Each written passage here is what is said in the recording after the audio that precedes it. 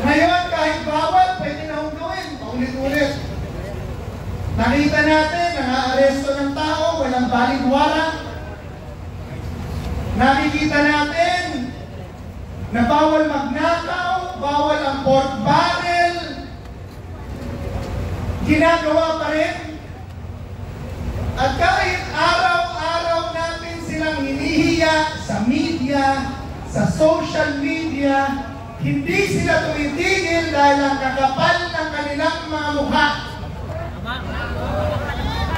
At ngayon, ang mga tao nagrarally na, lumalabas na, ang titigas pa rin ang mga mukha at puso, at sinasabi na tayo daw ay nagrarally para sa gobyerno. Sino ba pumunta dito para kumpihan ng pagnanakaw na ginagawa ng gobyerno? Asa naman? Wala!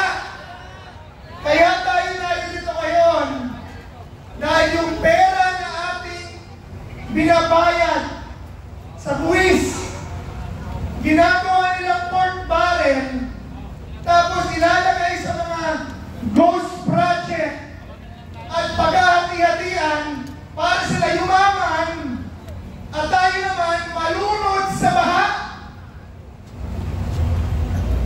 Natuklasan natin ito noong ang Pangulong Marcos magsabi na 5,500 flood control projects na ang kanyang naipagawa.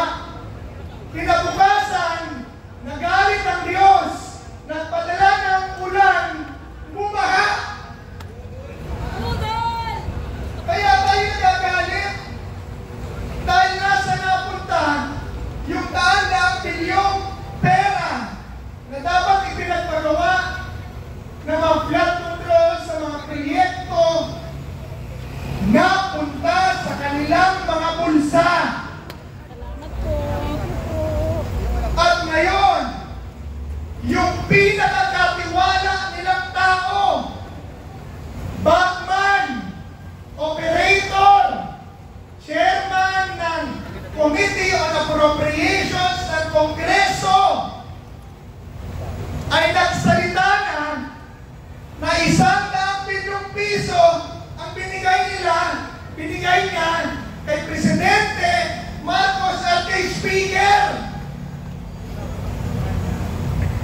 Ngayon, imbis na sagutin ng detalye, ano itong sinasabi ni Sandy ko?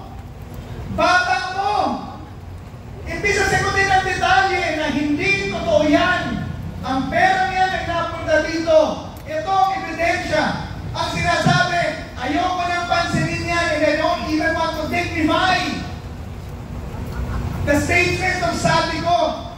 Hindi po yan ang hinahanap nating sagot. Ang gusto nating malaman, nagnakaw ka ba o hindi?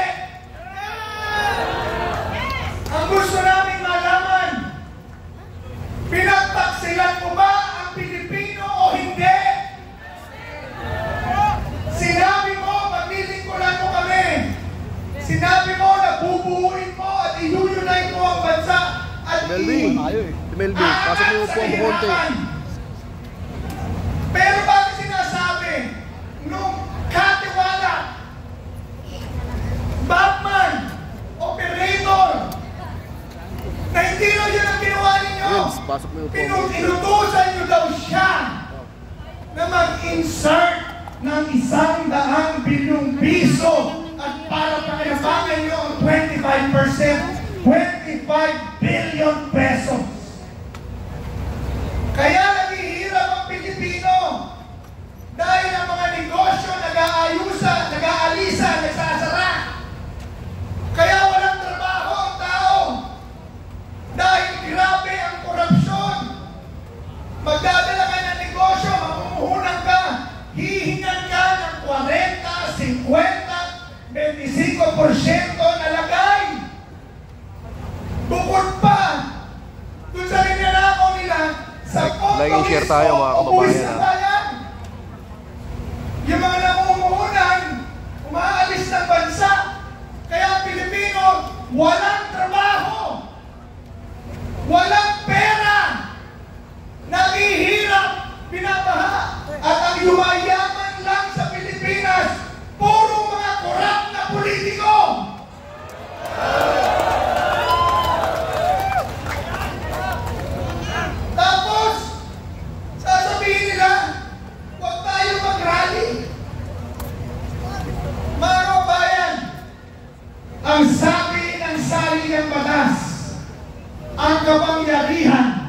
lahat ng kapangyarihan ng gobyerno na kumula sa tao.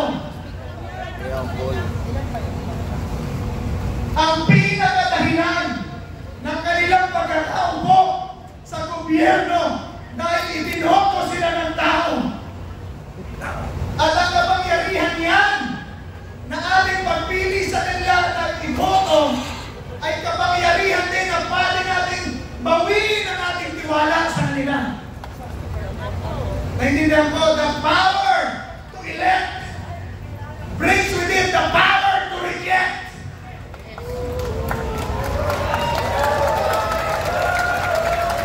Ibig kong sabihin, kung pagtataksilan mo ko, break na tayo! Woo!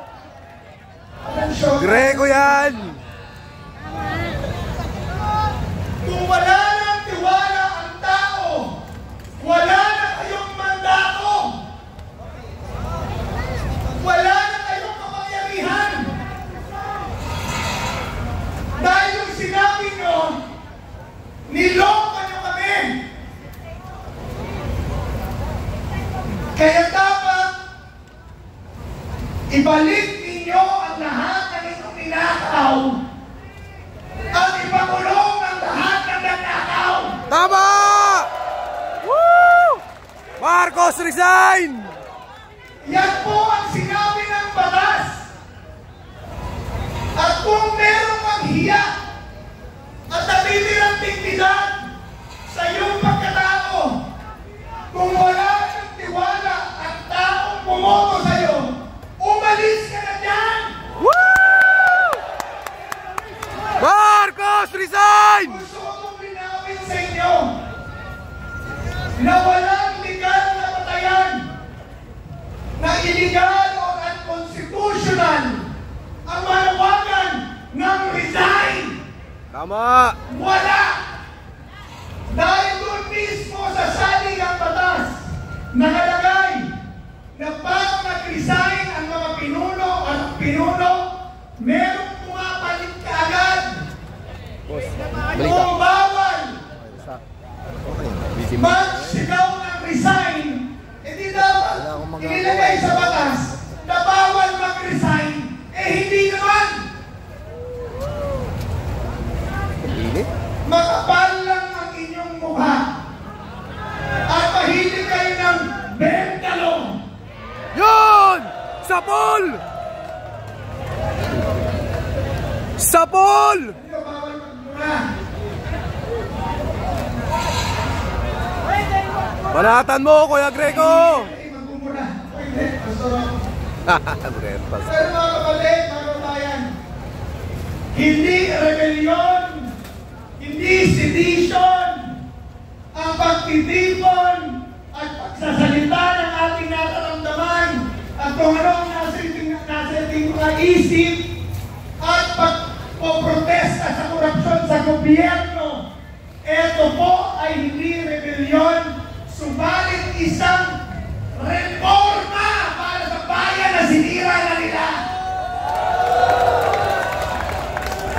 Ang ating protesta ay para ipanumbalik ang kaayusan ng isang pamahalaan na magpapatakbo ng isang bayan para ang bawat Pilipino, pati anak ninyo, lalaki na may pag-asa o unlad dito mismo sa Pilipinas. Subalit imbis na gawin ang kanilang trabaho, imbis na pagsisihan ang kanilang mga ginawa, nagtatakipan pa. Pinatatahimik ang mga witnesses. Nasaan na si Orly Gutesa? Pinatitigil ang mga pagtinig.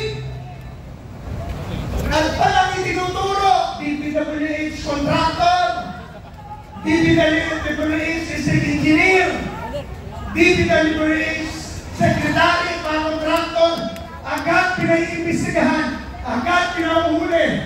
Pero nung nagturo na si Sandy, na si Bongbong at si Martin, teka muna, paimbestigahan natin yan at magkaso muna kayo.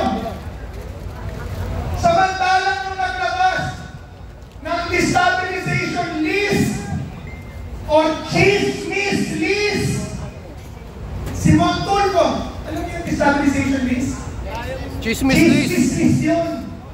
There's no such thing. Nagtrabaho ko sa gobyerno, walang klaseng stabilization list na alam mo kasundalo yan. Meron lang mga tao na binabantayan pero walang listahan. Kaya tawag mo ron chismis list. Nung maglabas ng chismis list ang isang pribadong tao, kagad naiimbestigahan ng palasyo sa AFP. Samantalang, nung magsalita si Saldico, Bangman, tao nila, most trusted, chairman ng Committee on Appropriations sa Kongreso, ang na sila ay sangkot sa nakuan. Ang sabi nila, abay patunayan ko na yan, mag-file ka ng kaso para totoo. Bakit ganon? Pag chismis, papatulan, pag totoo, pipigilan. Dahil meron silang double standard. Pinagtatakpan ng katotohanan para manatili sa kapangyarihan. Papayag ko ba kayo nun?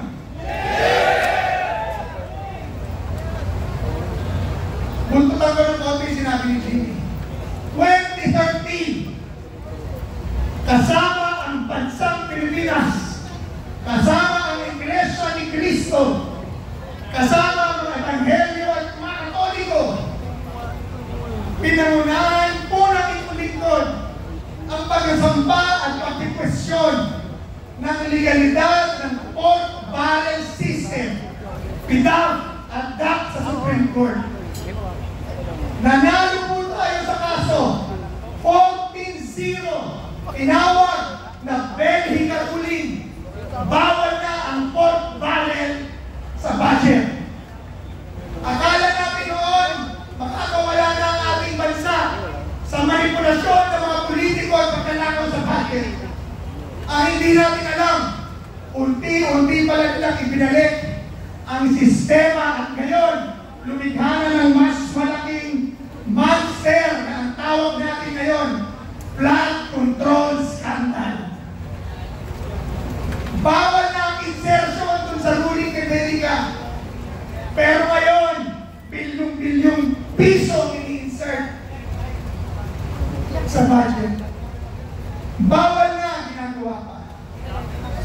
At nais ko pong ipaalala sa inyo na pag binasa niyo ang kasaysayan, na sa tuwing pinagtataksilan ang taong bayan, tumatayo ito upang ipaglaban at bawiin ang kanyang kasarilan.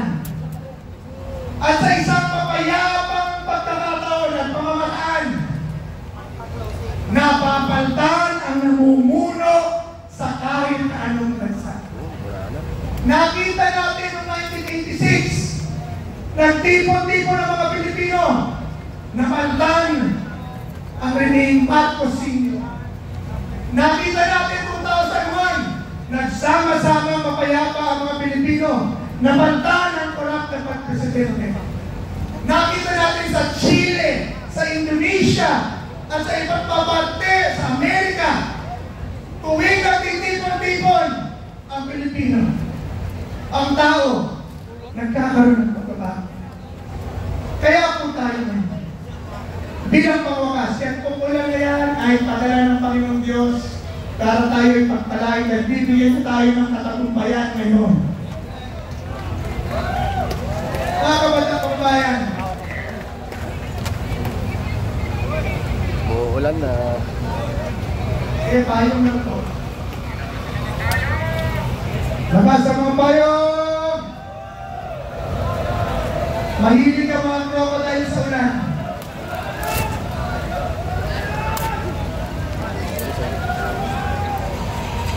Mga kababayan, ito po, kamusta po ako? Yan ang dahilan kung bakit ako nandito.